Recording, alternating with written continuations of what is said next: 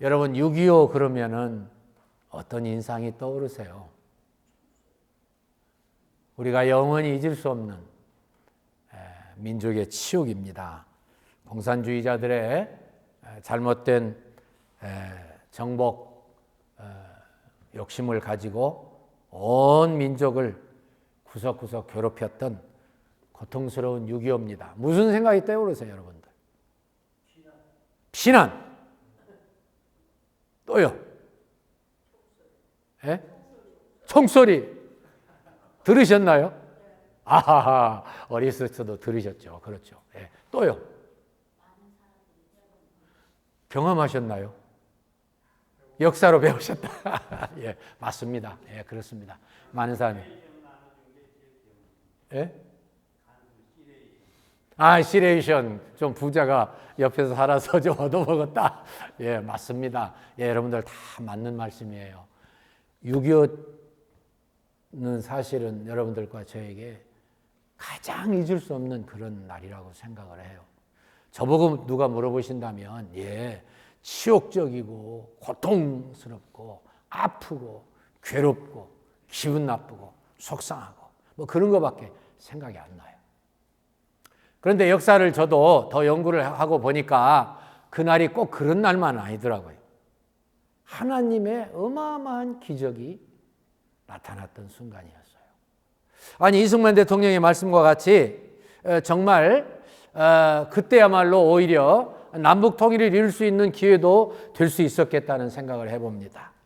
잘 아시는 것처럼 대통령은 국군 통수권자이기 때문에 6월 지금부터 73년 전 1950년 6월 25일 날 4시에 소련제 탱크를 234개를 지원해 줬어요. 소련이. 그리고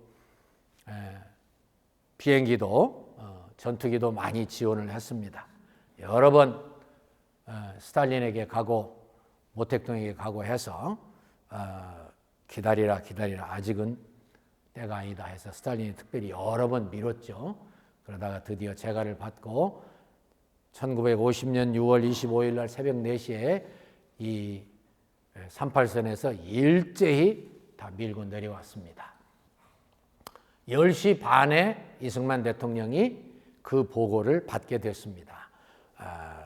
왜 그렇게 늦었는가 생각을 해보니까 늦은 게 아니었던 것 같아요. 지금이야 뭐 전자장치가 발달됐으니까 즉시 보고가 올 수 있겠지만 그때만 해도 상당히 빨리 전달된 거죠. 이분이 이 보고를 받으시고 하나님께 나가서 1시간 기도를 했습니다. 나에게 1시간 기회를 좀 줬으면 좋겠다. 그리고 들어가서 1시간 기도하고 나와서 그분이 비서를 시켜서 주한 미국 대사를 부르게 했습니다. 그때 당시 대사 여러분들 아시죠? 무초 대사입니다. 무초 대사를 불러가지고 4가지를 이야기했습니다. 첫째로 이 전쟁이 세계 3차 대전으로 연결되지 않게 해야 된다. 두 번째, 우리가 당신들에게 수없이 전쟁 무기를 좀 지원해달라고 그랬는데 아마 이승만 대통령은 미국 사람들도 벌벌 떨고 혀를 내두를 만큼 의지가 강하고 그리고 미국 들어가셔서 5년 만에 프린스턴에서 정치학으로 PhD를 받은 분이기 때문에 아무도 그분을 당할 수가 없어요. 사실 미국 사람들도 마찬가지예요. 그러니까 이분에게 전쟁 물자를 대주면 틀림없이 북침할 거라 그래가지고 하나도 안 대줬어요. 그리고 1949년 6월에 잘못된 통계를 보고서 미국 사람들이 너희들이 그렇게 공산주의를 좋아하냐? 우리가 필요 없냐? 그럼 우리 다 나갈게. 그리고 싹 미군들이 철수해버렸습니다. 왜 그런 일이 일어났는지 그렇게 물어보는 것은 어리석은 일이죠. 하나님의 섭리, 허락 그렇게 받아들여야 옳은 것이죠. 그래서 그런 가운데에 무주공산이 되다시피 한 남한, 특별히 에치슨 국무장관이 무슨 생각을 가지고 했는지 나중에 좀 연구해 볼 만한 가치가 있는 일이라고 생각을 해요. 갑자기 나와가지고 한국이 그렇게 밉고 이승만 대통령이 그렇게 미웠는지 자기들 말 안 들으니까 그래서 그런지 몰라도 지금부터 우리의 극동 방위선은 저 사할린에서 시작해서 일본 앞으로 해가지고 저 필리핀으로 친다. 거기서 제외된 두 나라가 있었죠. 리퍼블릭 오브 코리아, 대한민국하고 타이완, 자유 중국이 빠졌습니다. 그래서 이 공산주의자들이 특별히 김일성을 앞세운 이 사람들이 죽으라고 전쟁 연습하고 마음 놓고 쑥 내려왔어요. 이 대통령이 네 가지를 말씀했는데 그래서 당신들이 지원을 해주지 않았기 때문에 우리는 전 국민이 총력전을 벌이겠다. 옛날에 권율 장군이 행주산성을 보호하면서 왜군들과 싸울 때에 이렇게 치마에다가 돌을 옮겨준 그런 부인 되시는 분들의 기억도 있죠. 그 다음에 세 번째, 어차피 38선은 미국하고 소련이 그은 거 아니냐. 우리가 원해서 그은 거 아니지 않느냐. 그러니까 차제에 우리가 이제 북으로 진출을 해서 이제 압록강, 두만강까지 우리가 이 기회에 남북 통일을 이루어야 된다. 참 대단한 배짱이 있는 어른이고 믿음이 있는 분인 것 같아요. 마지막 네 번째는 당신들 미국 사람들하고 유엔군이 우리를 꼭 도와줘야 된다. 뭐 세계의 흐름을 읽을 수 있는 분이기 때문에 그런 이야기를 했겠죠. 제가 아마 이번 설교 때 준비하는 것처럼 거의 매일 고민한 때도 잘 없었을지 모르겠어요. 무슨 말씀을 전할까? 과연 야고보서 지금 계속해서 강해를 할 것인가 말 것인가 많이 고민했어요. 그러다가 이 말씀 그냥 전하기로 결심을 했습니다. 그래서 제가 이 야고보서 말씀을 가지고서 그날의 기적이라고 하는 제목으로 설교를 하기로 마음을 먹었습니다. 그건 뭐냐면은 그날이 다만 우리가 패망하고 고통당하고 멸망 직전까지로 그것만이 아니라는 거예요. 하나님의 기적이 함께 하신다는 거예요. 하나님의 이 기적을 믿음의 눈으로 바라볼 수 있는 사람들은 신앙의 사람들이에요. 왜 그러냐면은 하나님께서 아무리 하나님의 종들을 보내고 선지자들을 보내고 이렇게 타이르고 저렇게 타이르고 아무리 이야기해도 듣지 아니하는 이스라엘 백성들을 멸망시키시면서까지도 하나님은 그들에게 위로해 주시는 진실한 마음을 보여주시는 하나님이시기 때문에 그래요. 그래서 하나님은 이 어마어마한 멸망 직전에 온 나라가 고통당하는 이 무시무시한 전쟁 속에서도 하나님은 하나님의 사랑하심과 하나님의 아름다우심과 하나님의 우리를 향하신 그 페이버를 보여주실 수 있는 분이시기 때문에 하나님의 기적이 나타난 거예요. 6.25 전쟁은 하나님의 기적이었습니다. 에레미야 29장 11절 말씀에 보면은 에레미야처럼 임박한 이스라엘의 멸망을 예언한 그러한 선지자가 없습니다. 근데 놀랍게도 그는 그의 입을 통해서 하나님이 주신 말씀이죠. 사실은 29장 11절 말씀에서 하나님의 말씀을, 하나님의 마음을 대언했어요. 뭐라고 말씀했습니까? 너희를 향한 내 마음은 내가 아는데 재앙이 아니라 곧 평안이요 장래에 소망을 주려 하는 생각이라. 이게 가능한 이야기입니까, 여러분? 여러분들이 하나님의 마음을 10분의 1만 가졌다고 하더라도 공의 하나님 그 마음을 10분의 1만 가졌다고 해도 이게 가능한 이야기예요? 아니에요. 그런데 하나님은 그렇게 수없이 격려하고 사랑하고 충고하고 그렇게 경고하고 해도 듣지 아니하는 이 민족 그냥 아무 생각 없이 멸망시켜버려도 아무 상관이 없는데 하나님은 끝까지 하나님의 중심을 보여주셨어요. 뭐라고요? 너희를 향한 나의 생각은 내가 아는데 재앙이 아니라 곧 평안이고 장래에 소망을 주려 하는 생각이라. 이런 하나님이 어디 계셔요? 에레미야 예가는 여러분들이 잘 아시는 것처럼 에레미야의 그 피나는 마음, 눈물을 흘리고 또 흘려도 어찌하면 내 눈물이 쏟아져서 짓무를 수 있겠느냐 하는 그러한 표현을 사용하면서 이 민족을 위해서 내가 울고 싶다. 그러던 에레미야. 그가 에레미야 이후에 에레미야 예가를 썼죠. 슬픈 노래라 그런 뜻이죠. 거기에서도 보니까 3장 18절 이하의 19절부터 내 고초와 재난 곧 쑥과 담즙을 기억하소서. 내 심령이 그것을 기억하고 낙심이 되오나 중심에 회상한 즉 오히려 소망이 싸움은 여호와의 자비와 긍휼이 무궁하심으로 우리가 진멸되지 아니함이니이다. 이것이 아침마다 새로우니 주의 성실이 크도소이다. 내 심령에 이르기를 여호와는 나의 기업이시니 그러므로 내가 저를 바라리라 하도다. 무릇 기다리는 자에게나 구하는 영혼에게 여호와께서 선을 베푸시는도다. 사람이 여호와의 구원을 바라고 잠잠히 기다림이 좋도다. 이 마음을 가지신 하나님이시기 때문에 우리가 여러 가지 설명을 하지만 우리가 징계 때문에 6.25 채찍을 맞았다고 하는 분들의 설명도 일리가 있고 맞다고 생각을 해요. 신사참배를 하지 아니한 사람들은 하나님의 은혜로 했기 때문에 더 겸손했어야 돼요.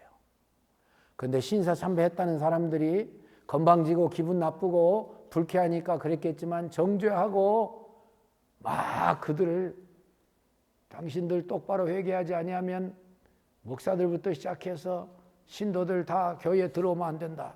굉장히 정죄했습니다. 저는 그것을 역사적으로 배울 때마다 한국 교회의 역사를 배울 때마다 마음에 아쉬움이 있었어요. 왜 그랬을까? 왜 그랬을까? 아마도 어쩌면 그분들이 오늘 본문의 말씀을 심각하게 마음 깊은 곳에 받아들이지 못해서 그랬을 수 있었겠다 생각을 했습니다. 신사참배한 사람들은 물론 한경지 목사님 같은 분들은 나중에 템플턴상을 받으면서 중심으로 회개한 분도 계시지만 그런 마음 가지고 살아가신 분도 계시지만은 많은 분들이 정치적으로 이 신사참배한 사람, 안 한 사람들 다 밀어내버렸어요. 교회가 싸우면 하나님 마음 아파하시죠. 교회가 분란하면 하나님 기뻐하지 아니하시죠. 그래서 그 징계로 6.25 전쟁이 일어나게 하셨다 하는 말씀도 일리가 있어요. 중요한 것은 그러한 가운데에도 방금 제가 말씀드렸죠. 이승만 대통령 그 중요한 때 나에게 1시간 기회를 주라. 그리고 가서 기도부터 했어요. 하나님께. 어찌됐든 간에. 많은 분들이 쫓기고 내려오고 밀리고 하면서 부산에 모여가지고 초랑교회에서 모든 목사님들 아마 평신도님들도 다 와서 같이 참여한 것으로 저는 알고 있습니다. 가서 통곡하며 회개하며 하나님께 기도하며 은혜를 구했습니다. 기회가 될 때마다 이승만 대통령이 기도해달라고 그랬습니다. 여러분 지금 장마철이라 비가 오면은 우리를 도와주는 비행기가 이곳에 무사히 도착할 수 없습니다. 기도해 주세요. 기도함으로 말미암아서 장마철인데도 비가 개가지고요 우리를 지원하는 비행기가 무사히 와서 내려요. 이것이 기적이 아니고 뭐겠어요. 그래서 저는 여러 가지를 여러분들에게 말씀드릴 수 있지만은 이 기간 통해서 여러분들 잘 아시는 것처럼 유엔 안보리에서 거부권을 가지고 있는 소련과 중국 대사들이 참여하지 못해가지고 그때는 중국이 없었죠. 사실은 자유대안을 타ян으로 도망쳐 나왔으니까 소련 대사가 그것을 거부권을 행사해야 되는데 계속 와가지고서 1시간 반씩 소위 뭐라고 그럽니까? 이 마이크를 잡고 회의를 진행을 못하게 막는 거예요. 여러 날 그러다가 그리고 이어서 자기의 위성국가 같은 그런 동굴아파의 나라 대사 한 사람을 시켜서 그 다음에 이어받아서 말하게 하고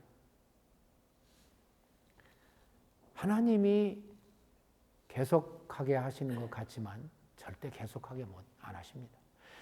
계속 되는 것 같고 희망이 없는 것 같고 그 다음에 두 번째 바톤을 받아서 계속해서 의사진행을 방해하려고 했던 그 사람은 소련 대사가 1시간 반은 계속 했으니까 1시간 반 후에 오려고 이 옆에서 차 마시고 있는 동안에 이 사람의 이 목에 이 막 아픔이 생겨가지고 도저히 더 이상 참여할 수가 없어서 병원으로 달려갔어요. 그 시간이 비었어요. 그 비어있는 시간에 파병을 결정한 거예요. 제가 뭐 자세히 다 이야기 안 해도 여러분들 시간이 지나면서 역사를 보시면은요, 그런 기적이 한두 가지가 아닙니다. 여러분들 아시는 상식으로 유엔이 성립된 이후에, 윌슨 대통령에 의해서 유엔이 성립된 이후에 지금까지 한국 전쟁에 참여한 것 같은 그러한 결정과 참여는 전에도 없었고 후에도 없습니다, 여러분. 앞으로도 그런 일 안 합니다. 이것이 기적이 아니고 뭐겠어요. 그래서 저는 이 기적을 가지고서 오늘 본문과 연관해서 제가 말씀드릴 용기가 생겨요. 첫 번째로는요, 이 말씀이 낮은 형제는 자기의 높아짐을 자랑하라 그랬습니다. 9절이죠. 낮은 형제는 자기의 높아짐을 자랑하라. 무슨 말씀일까? 그리스도 안에서 예수를 믿은 사람은 낮지만은 그의 신분은 높아졌습니다. 왜 높아졌죠? 하나님과 함께하기 때문에, 하나님의 존전에서 영원토록 살아갈 수 있기 때문에, 하나님의 자녀가 됐기 때문에, 하나님의 동역자가 됐기 때문에, 하나님의 동지가 됐기 때문에 그 사람은 한없이 높아졌어요. 이것이 우리의 앞에서 보았던 그런 말씀들과 뒤에 나오는 말씀과 무슨 관계가 있는가 생각해 보니까 대단히 관계가 있어요. 낮은 형제는 자기의 높음을 자랑하고 자기의 신분이 변하고 자기가 낮아지고 없어지고 가난하고 헐벗고 굶주리고 버림당한 것 같아도 신분이 변해서 하나님의 자녀가 됐기 때문에, 하나님이 내 아버지시기 때문에, 하나님과 내가 동행하기 때문에 시험이 와도 이길 수 있고 유혹이 와도 그것을 뿌리칠 수 있고, 그리고 기도할 때에 당당하게 믿음을 가지고 확신을 가지고 기도할 수 있다, 그 말이에요. 1절로 4절은 시험에 대한 승리의 말씀을 한 것이고, 5절로 8절은 지난주에 여러분들과 제가 봤던 것처럼 기도하라고 그러셨어요. 너무나 연관이 잘 되더라고요. 여러분, 낮아졌다고 그래서, 없다고 그래서, 가난하다고 그래서 절대로 기죽지 않으시죠? 왜요? 부자, 모든 걸 가지신 하나님이 내 아버지시니까 그래요. 나는 이미 신분이 높아졌어요. 나는 이미 부자 아들이에요, 딸이에요. 하나님의 때에 하나님께서 기뻐하시면 얼마든지 세상적인 물질도 다 주실 수 있어요. 다 하나님 건데, 하나님이 하나님의 때가 되어서 필요하다. 그래, 네가 열심히 노력하는구나. 나의 자연섭리, 자연은총을 따라서 최선을 다하는구나. 그럼 네가 물질을 받아야지 반드시 주실 거예요. 그래서 낮아진 형제, 당시에 거의 대부분 낮은 형제들이었죠. 가난하고 헐벗고 굶주리고 다 뺏기고 불이익당하고 두려워하고, 그리고 속상하고, 그리고 자존심 상할 거 없다는 거예요. 너희들이 이미 높아진 너희들의 신분 때문에 오히려 감사하고 당당하게 살아라, 기쁘게 살아라. 기적의 하나님을 아버지로 모셨으니 하나님이 너희들을 다 먹을 걸 공급해 주실 거야. 하나님이 다 하셨잖아요. 두 번째 보니까는 높은 자들은 낮아짐을 자랑하라, 부한 자들은 낮아짐을 자랑하라 그러셨어요. 무슨 말씀일까요? 예수 믿기 전에 부한 사람들 있을 수 있죠. 그래서 예수 믿고 나서도 부한 사람들이 있을 수 있죠. 있었죠. 그래서 열심히 전도자들을 대접하고, 그리고 열심히 그들에게 참 교인으로서의 사명을 다했습니다. 의무를 다했습니다. 그런데 그 사람들에게 또 말씀하기를 너희들은 낮아지는 것을 자랑해라. 낮은 신분으로 인해서 자랑해라. 무슨 말씀입니까?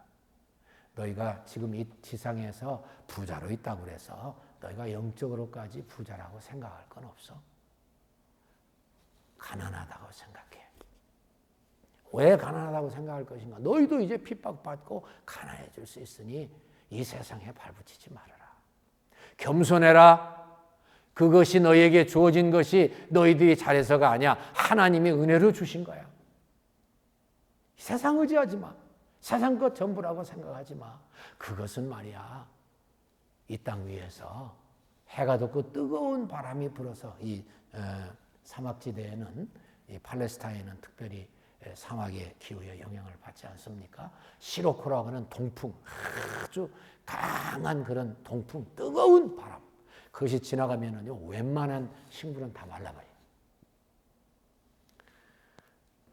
부한 형제는 자기의 낮아짐을 자랑하라. 이는 우리 인생의 영광이 풀의 꽃과 같이 지나갑니다. 해가 떴고 뜨거운 바람이 불어 이 광야를 지나가면은 식물이 다 말라버리고 꽃은 떨어져 버리고 만다. 너희들은 육신을 의지하지 말라, 그 말씀이에요. 우리 육신 자랑할 것 많이 있습니다. 웬만큼 삽니다. 상당한 지위도 누리게 하셨습니다. 떵떵거리고 살 수도 있습니다. 그러나 그것이 다라고 생각하는 것은 신앙적인 자세가 아니에요. 참된 신앙의 자세는 뭐예요? 낮아짐을 자랑하는 거예요. 나는 주님 앞에서 겸손해져야 돼요. 나는 주님 앞에서 이 세상이 다가 아닌 순간적인 것이라고 믿고 항상 믿음으로 살아가는 거예요. 그렇게 살아갈 때 하나님은 영광을 받으시고 우리의 삶을 책임지시고 올바로 믿음의 자리에 있으면서, 다시 말씀드립니다, 시험도 이길 수 있게 해주시고, 왜? 하나님만 의지하기 때문에, 내 육신을 의지하지 않기 때문에, 내가 비관하지 않기 때문에, 하나님을 바라보기 때문에, 그리고 그 하나님께 항상 간구할 수 있어서 응답 받을 수 있기 때문에 우리는 언제든지 이 두 낮은 자리에 처한 사람들, 높은 자리에, 부한 자리에 처해 있는 사람들에 주신 말씀을 내 것으로 삼을 수가 있습니다. 여러분들과 제가 이 말씀을 진지하게 받아들이고 중심으로 내 것을 삼을 때 우리에게는 희망이 있습니다. 용기가 있습니다. 다시 한번 기적을 체험할 수 있는 그런 기회가 오리라고 저는 확신합니다. 오늘도 이렇게 두 가정이 오셔서 어찌됐든 간에 함께 예배드리시게 됐습니다. 여러분들과 제가 우리 교회가 하나님 영광 위해서, 그리고 하나님의 복음 사역 위해서, 이 말세에 처해 있는 우리로서 사명을 감당하게 하기 위해서 더 많은 분들을 좀 보내주세요. 함께하고 싶습니다. 계속 기도한다면 하나님이 반드시 보내주시는 기적을 주시리라고 믿어요. 저는 마지막으로 시간이 다 됐기 때문에 한 말씀 드리고 마칩니다. 기적은 또 어디에서 이루어졌어요? 사실은 메가더 장군의 마음에서부터 이루어졌어요. 그 위대한 장군이, 이승만 대통령께서 그렇게 전쟁 발발 소식을 듣고 부처대사를 불러서 말씀하신 다음에, 그 다음에 전화를 한 분 중에 한 분이 바로 메가더 장군이에요. 엄청난 친한 친구거든요. 그래서 메가더 장군이 즉시 한국에 방문해서 전선을 시찰했습니다. 어느 병사에게 물어봤습니다. 자네는 언제까지 그 곳 속에 있을 것인가? 예, 각하. 나는 군인입니다. 군인은 명령대로 사는 사람입니다. 제 직속한관이 이 자리를 떠나가라고 명령하실 때까지 저는 이곳에 있을 것입니다. 만약에 아무 연락이 없다면 어떻게 할 것인가? 예, 죽을 때까지 이 자리를 지키겠습니다. 오, 장하다. 자네 말고 모든 장병들이 다 그렇게 생각하는가? 네, 그렇습니다. 그래, 참 훌륭하구나. 여기 와서 자네와 같은 군인을 만날 줄은 몰랐네. 지금 자네의 소원이 무엇인가? 네, 각하. 우리는 지금 맨주먹으로 싸우고 있습니다. 놈들의 전차와 대포를 까부술 수 있는 무기와 탄약을 주십시오. 그리고 또 없나? 예, 없습니다. 알았네. 여기까지 와본 보람이 있군. 정말 메가더 장군이요, 충격을 받았어요. 그래서 그 대화를 한 다음에 그 장병의 손을 꼭 붙들고 통역을 하던 김종갑 대령에게 이렇게 이야기했습니다. 대령, 이 씩씩하고 훌륭한 병사에게 전해주시오. 내가 도쿄에 들어가는 즉시 미국 지원군을 보낼 것이라고. 그래서 미국이 참전하게 된 겁니다. 이승만 대통령의 눈물 흘린 기도를 들으시고 트루만의 마음에 감동돼서 해외 파병을 하려면 국회의 허락을 받아야 되는데 그거 없이 탄핵을 당하더라도 내가 보내리라 해서 보냈습니다. 수많은 기적들이 진행되는 가운데 하나님은 오히려 살아계심을 우리에게 체험케 하셨고 앞으로도 체험하게 하실 것입니다. 저는 이 말씀을 제 신앙생활에 적용해 보았습니다. 예. 또 가서 물어봤습니다. 신앙의 용장이 물어봤습니다. 이곳에 언제까지 있을 것인가? 예, 저는 영적인 군사입니다. 나의 대장 예수님이 달리 명령하실 때까지 나는 이 자리에 있겠습니다. 다시 다른 명령이 없으면 어떻게 할 것인가? 예, 죽을 때까지 이 자리를 지키겠습니다. 무엇이 더 필요한가? 예, 우리에게 무기를 주십시오. 영적으로 한번 생각을 해봤어요. 만약에 우리가 하나님 앞에서 은혜를 받고 결단한 대로 이 장병처럼 그렇게 영적으로 보고할 수 있다면 하나님이 어떻게 역사하실 것인가? 하나님이 우리의 결단과 실천을 보시고 뭐라고 응답하실 것인가 생각을 해보았어요. 6.25 전쟁, 온 민족에게 참화와 불행을 가져다던 전쟁임에 틀림이 없지만 하나님은 이런 가운데에도 하나님의 섭리로 북한의 기독교인들을 다 남한으로 피난나가게 하시고 그 평생 버릴 수 없다고 생각했던 유교의 전통 문화를 다 무너뜨리게 하시고 열심히 예수 믿게 하셔서 오늘날의 대한민국이 되게 하셨어요. 다른 민족을 향해서 제가 저주하는 것 같이 들릴까 봐 참 조심스럽지만 최빈국에서 이승만 대통령이 이 해방을 하고 그 다음에 이제 3년 후에 대통령이 됐는데 그때 1인당 국민소득이 35불이에요. 박정희 장군이 이 국가재건 최고회의의 의장으로서 국가를 재건하기 시작할 때에 그때 1인당 국민소득이 78불이었어요. 북한은 240불이었어요. 결국 이 어려움 속에서 하나님의 은혜를 구하는 눈물 어린 기도와 신앙의 결단으로 끝까지 하나님 앞에 충성하고 약속을 지키는 하나님의 사람들의 그 헌신과 기도와 불변한 사랑 때문에 오늘 이 자리까지 하나님 우리를 이끌어 주셨습니다. 다시는 이 위대한 기회를 놓칠 수 없습니다. 저는 가끔 설교하면서 여러분들에게도 언급을 했습니다마는 우리가 400배 잘 살고 있습니다. 국가재건 최고의 의장이 이 경제개발을 시작하려고 생각했던 그때부터 시작해서 400배 우리가 잘 살아요. 400배. 그때 우리가 살 때는 다시 말씀드리지만 2배만 잘 살면 여한이 없었어요. 400배 잘 사는 여러분들과 제가 메가더 장군에게 보고했던 이 병사의 굳건한 그러한 결단과 실천처럼 믿음으로 영적으로 살아간다면 무슨 결과가 올까요?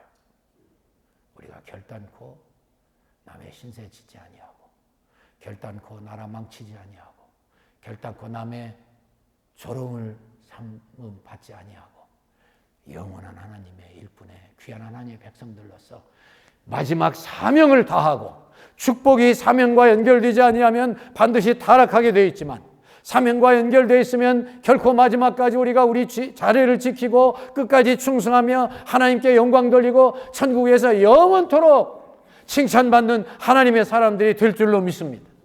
그런 길을 걸어가는 동안 이 땅의 삶, 여러분들과 저의 삶 하루하루가 가장 보람되고 열매 있고 남의 영혼을 구원하는, 잃어버린 영혼들을 구원하는 참된 선교와 전도의 위대한 주자들이 되고 모든 일에 형통과 능력이 나타나서 살아계신 하나님을 증거하시게 될 것입니다. 아멘이시죠? 기도하십시다. 하나님 감사합니다. 오늘 전쟁을 통해서 하나님의 기적이 나타났던 모습을 잠시 보았습니다. 하나님, 어려움 중에도 고통 중에도 말이 되지 아니하는 그런 절망 중에도 하나님의 본 마음을 깨닫고 저희들이 마땅히 벌받고 징계받아야 됨에도 하나님의 마음을 깨닫고 기도하던 하나님의 사람들 때문에 이 나라가 오늘까지 성공하고 승리하고 전진해 올 수 있었던 것처럼 신앙의 선조들을 본받아서 저희도 하나님께 온전히 영광을 돌리고 마지막까지 충성함으로 하나님 앞에 설 때 후회함이 없도록 이 땅 위에 살 때도 하나님의 능력과 사랑의 손길이 함께하도록 역사하여 주시옵소서. 예수님의 이름으로 기도합니다. 아멘.